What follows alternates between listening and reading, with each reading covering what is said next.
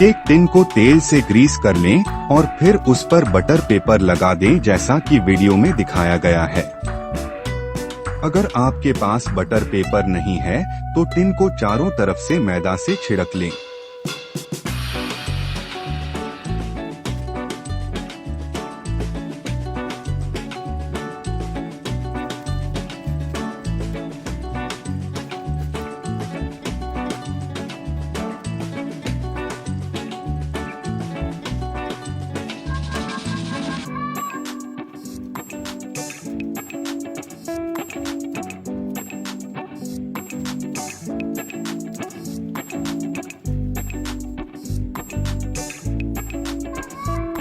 अगर आपके पास पाउडर चीनी है तो अच्छी बात है।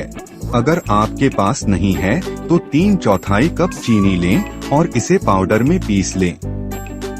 उसी जार में 3 बड़े चम्मच दही, 3/4 कप तेल, 1 छोटा चम्मच वनीला एसेंस और 1/4 कप दूध डालें। सबको एक स्मूथ इमल्शन में ब्लेंड करें। इस मिश्रण को एक बड़े मिक्सिंग बाउल में निकाल लें। ये आपकी गीली इंग्रेडिएंट्स है, इसे एक तरफ रख दें। अब हम अपनी सूखी सामग्री तैयार करेंगे। 1 कप से थोड़ा सा ज्यादा मैदा लीजिए, 3 टेबलस्पून कॉर्नफ्लोर, 1.5 छोटा चम्मच बेकिंग पाउडर, 3/4 छोटा चम्मच बेकिंग सोडा, चुटकी भर नमक। सब कुछ छान लें। इससे हमारी 2 उद्देश्यों की पूर्ति होगी। सबसे पहले ये सूखी सामग्री में हवा मिलाएगा जो नरम स्पंज बनाने में सहायता करेगा। दूसरा, ये सब इंग्रेडिएंट्स को अच्छी तरह से मिक्स करेगा। गीली सामग्री में सूखी सामग्री को ठीक से मिलाएं। इस प्रक्रिया को तेजी से करें। दूध डालकर कंसिस्टेंसी एडजस्ट करें। बैटर न तो बहुत गाढ़ा होना चाहिए और न ही बहुत पतला। बैटर मिलाने से लेकर केक टिन को ओवन में डालने तक का काम कम से कम समय में होना चाहिए।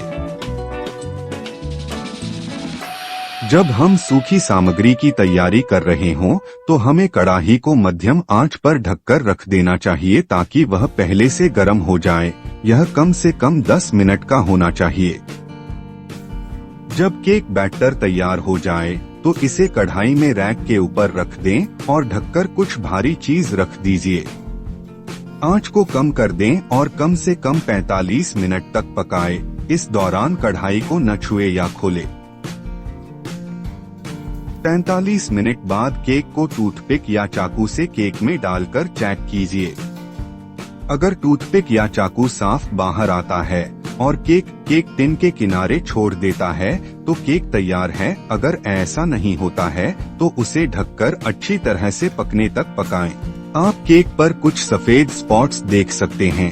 ये कच्चे स्पॉट्स नहीं हैं।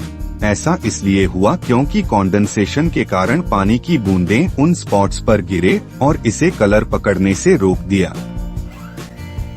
जब केक तैयार हो जाए तो इसे बाहर निकाल लें। टिन में ही रैक पर रखकर कमरे के तापमान तक ठंडा करें और केक को डिमोल्ड कर लें।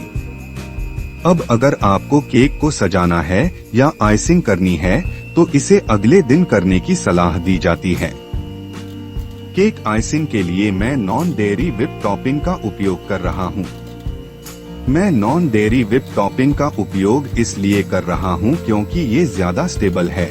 ये लंबे समय तक शेप बनाए रखता है और ये रूम टेम्परेचर के प्रति उतना सेंसिटिव नहीं है।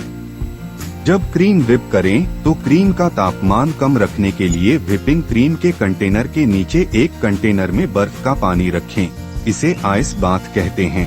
4 मिनट के लिए धीमी गति से शुरू करें और फिर धीरे धीरे गति बढ़ाएं जब तक कि क्रीम हार्ड पीक तक न पहुंच जाए। हार्ड पीक का मतलब जब आप ब्लेंडर के अटैचमेंट को क्रीम से निकालें तो एक चोटी का शेप बने और ये शेप काफी देर तक बना रहे।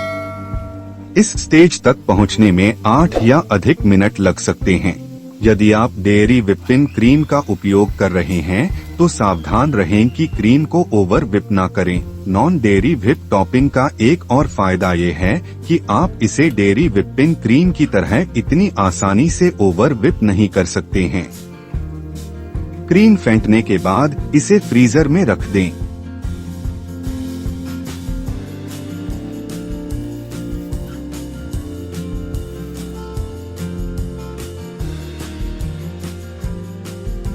स्पंज लें। नरम केक के लिए ऊपर और नीचे के सख्त क्रस्ट को हटा दें।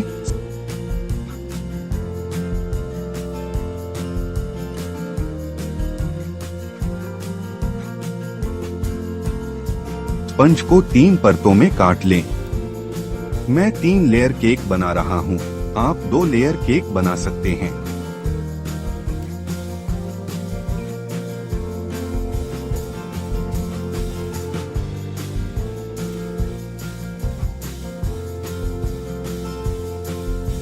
नीचे की परत लें। इसे गीला करने के लिए चेरी टिन से लिक्विड को नीचे की परत पर डालें। इसे लिक्विड को सोखने दें।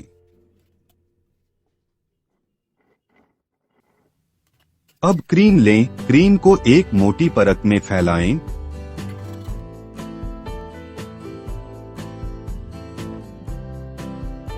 चेरी को क्रीम पर लगाएं और फिर बीच की परत लगाएं। लेयर्स को अलाइन करते हुए प्रक्रिया को दोहराएं।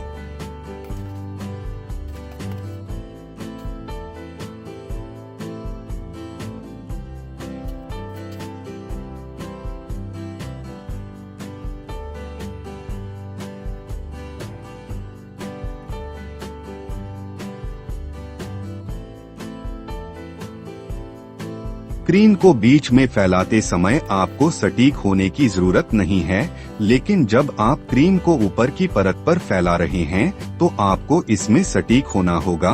और मेरे मामले में आप देख सकते हैं कि मैं कितना बड़ा एक्सपर्ट हूँ। मुझे ये स्वीकार करना होगा कि मुझे केक या पेस्ट्री को आइसिंग या पाइपिंग करने का अधिक अनुभव या विशेषज्ञता नहीं है, इसलिए मैं भी काम चलाओ आइसिंग कर रहा हूँ।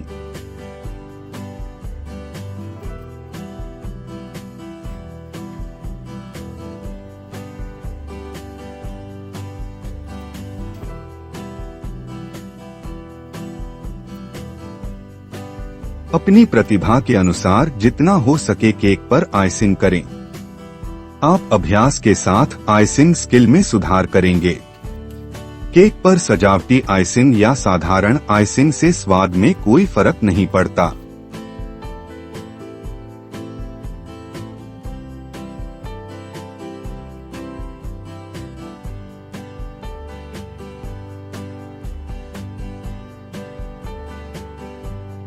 अगर आपको लगता है कि आइसिंग करना बहुत मुश्किल है तो सिंपल आइसिंग करें या बस क्रीम को समान रूप से चारों ओर फैलाएं और केक का आनंद लें।